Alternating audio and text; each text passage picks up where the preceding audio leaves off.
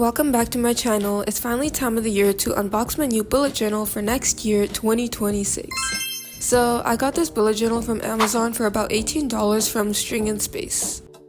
And by the way, this video is not sponsored in any way, so this is basically my honest review on how this journal is, so yeah.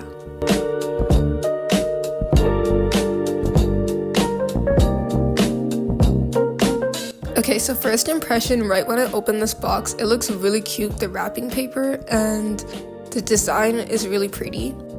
And this journal came with 80 sheets that are each 170 GSM. This is actually going to be my 4th year of bullet journaling, so I'm excited to see how it comes out.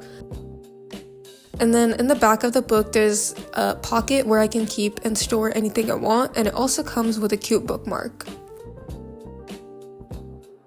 And as you can see, the pages have like this pink golden shade, so like it looks really pretty, and there's also like stars in it.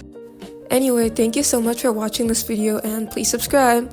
And if you'd like to see me make another video about how I set up this bullet journal and other monthly spreads, then be sure to leave a comment down below, and bye!